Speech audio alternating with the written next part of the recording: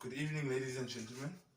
My name is Anele Kul, and I will be presenting on a topic called the catchball process, whereby I'll be focusing on a case study whereby there was a company in the US Air Force which had challenges.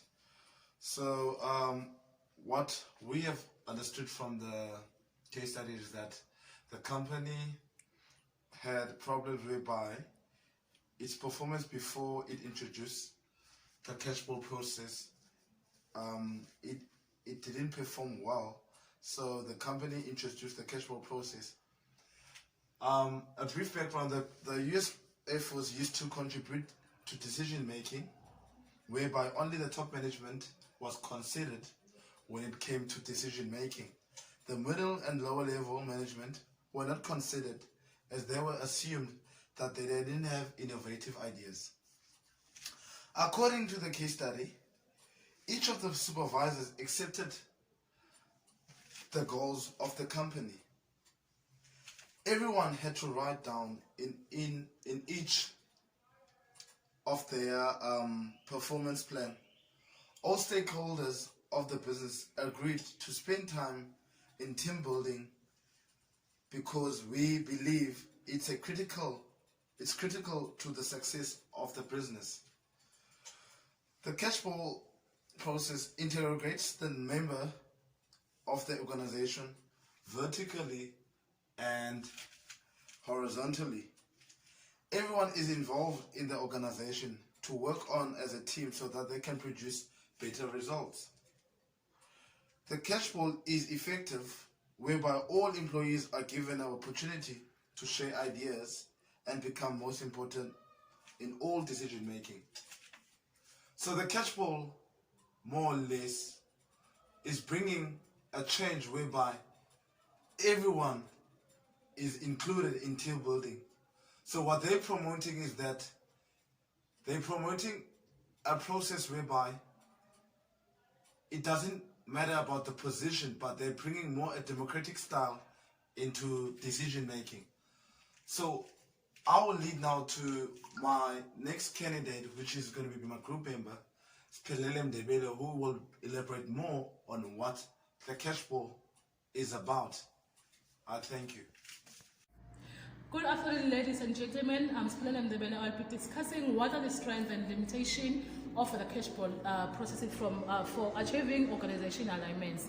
The strength of catchball processes is that they integrate the members of the organization either vertical or horizontal. Everyone involved in the organization, they have to work as a team so that they can produce the better results.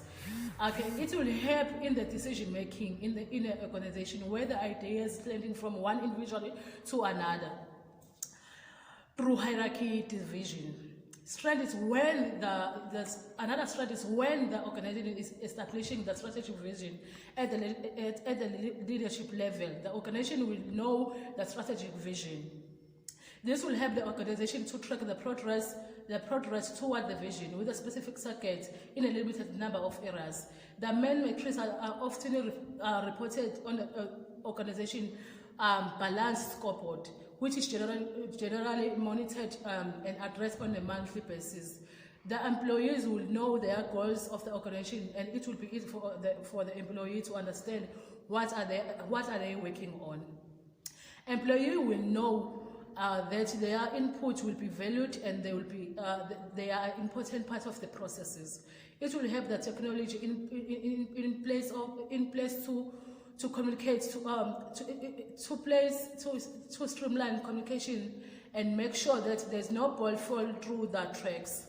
Catchball during the strategic planning is effective way to make sure that the employee are given opportunity to understand how they fit into the large pictures and to become more connected to the most important objective of the organization.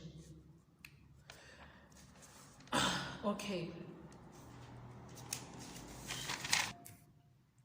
Even the strategic plan are responsible of the executive team. It is an employee and management who will implement those plans. By involving them in the planning process, it will be easy to implement it. it will improve the organization alignment with a clear understanding of what the organization needs to be achieved to reach its important goals. Pause that. Good day, I am Luvo Chakaza. I'll be talking about the different types of organizational structure that we identified in our case study. First of all, the first one that we will talk about is the functional organizational structure, whereby the functional organizational structure is a traditional hierarchy. Many companies, especially larger corporations, follow the functional structure, this functional structure. This features several specialized divisions such as marketing, finance, sales, human resource, and operations. Then, a top manager oversees all the specialized divisions. The reporting flow is clear. Each employee reports to their senior, including divisions heads who report to their senior management. Senior management oversees the entire structure because the company remains split upon two specialized divisions. Employees tend to become specialized as well. This causes a clear path for promotion and growth. However, the divisions can have trouble communicating with another because all departments report at top management. There is little horizontal communication between them, leaving little space for holistic whole company thinking, except the top management level. This makes the functional organizational system slow to adapt to changes. The last one I will talk about, the functional structure, is the matrix system, matrix organizational structure. A matrix system is a cross between a functional structure and a divisional structure. From a bird's eye perspective, the business is set up in a functional structure with a traditional hierarchy and specialized divisions. However, when you look at these divisions up close, they are each set up in a divisional organizational structure. This means they are split up into projects and smaller teams. The matrix type of organizational structure is quite complex and it requires a lot of planning. It requires a lot of planning, not to mention strong systems of communication across the organization. However, when the matrix structure works well, it eliminates a lot of issues that pop up with divisional or functional or only organizations. Communication can travel to the right people, which increases productivity and holistic thinking. Further, employees are exposed to other departments and projects, encouraging cross-collaboration. On the downside, the matrix structure can quickly become confusing for employees when there are too many managers. It's not clear who to report to. Then I will talk more about what principles of management alliances are illustrated by the management in the case study that was mentioned. One of the principles that are illustrated by the management of the Joint Standoff Weapon System Program is the alliance strategy that meets organizational objectives and needs. This strategy is all about understanding the business objectives, understanding the business capabilities, and also the SWOT analysis of the company. This objective is also about the support and top level management that initiates the initiative that is being brought forward. Most importantly, the objectives focus more on being value to the customer by focusing innovative ideas that can better the product. In the case study, TI and the government came together to convince the partners to buy in the goal.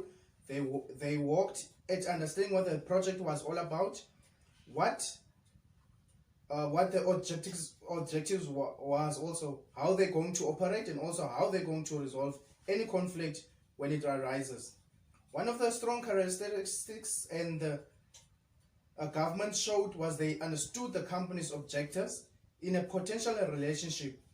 This was apparent whenever the teams complained about each other. The top level management would not tolerate such. They would tell the employees the importance of teamwork.